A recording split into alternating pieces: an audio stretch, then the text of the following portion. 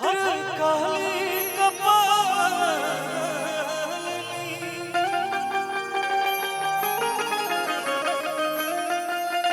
दुर्गे क्षमा शिवा धात्री स्वाहा सौधा नमस्तुते।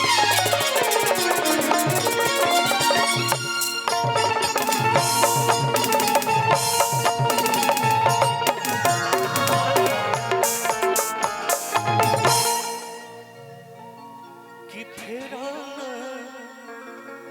नजर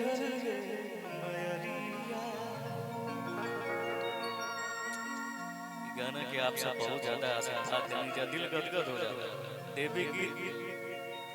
कि फेरा नजर लेकिन 12 बजे वाला एगो छोटा सा लाइन ओकरा बाद से हमार सब भाई लोग उहे खो जाता रह जाए का हो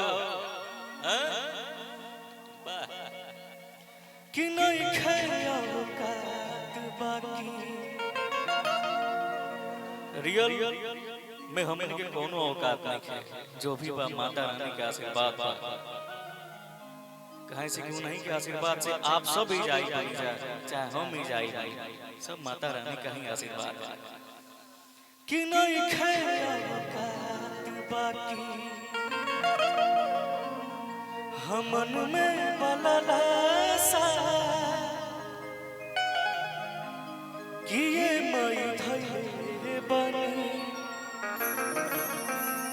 हमन सा के कलसा कि नहीं के सहारा बन बेचारा कैसे होई गुजारा हो कबुले सरधा पुरई बुए मई बेटा के घरे कब बुए मई बेटा के घरे कब बुए। एक बार हम चाह बार बार मैं बोला लेकिन एक बार चाह कीजिए जे माई की मानत हो माई से प्यार करते हैं दोनों हाथ अपन ऊपर उठा जे मानत हो माई की आप सब भी उठा दीजिए बस एक क्योंकि उनसे बड़ा कोई नहीं है। प्रेम से बोली सच्चे दरबार की जय।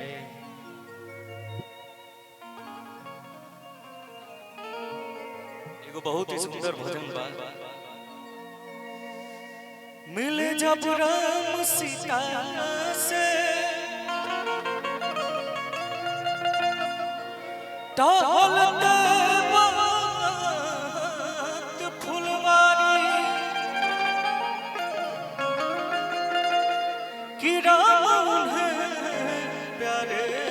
लगे और सीता लगी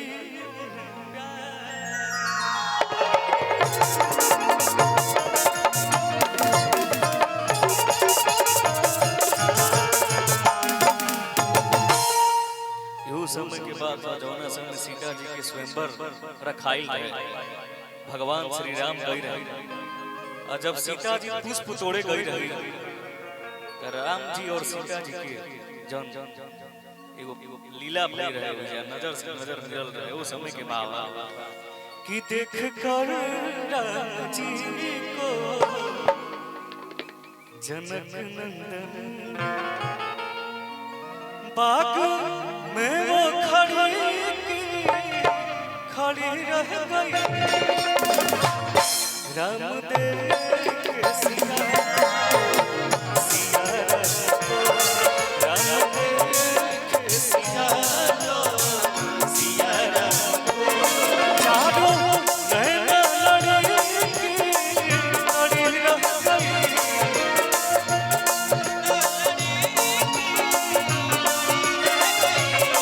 देख कर राजी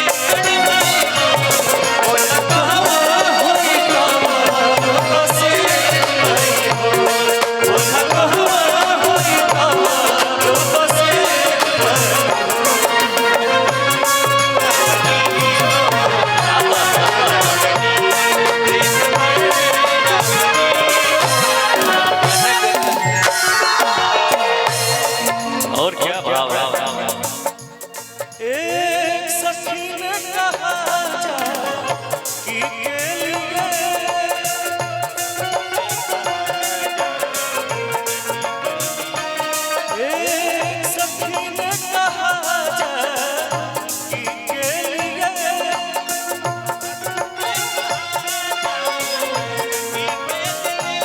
रच दिया है विधाता जोड़ी सुधर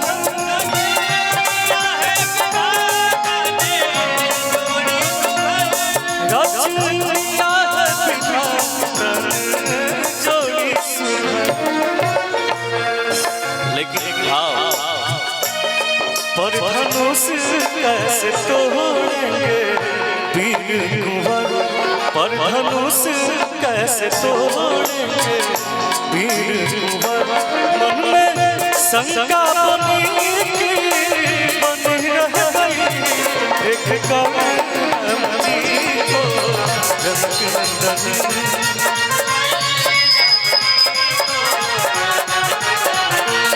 देख कर जी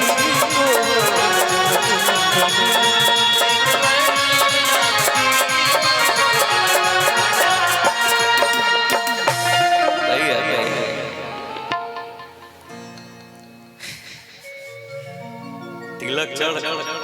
अभी टाइम बका तिलक चढ़ भैया के लिए एक लाइन बोलूंगा कि दूल्हे का सगा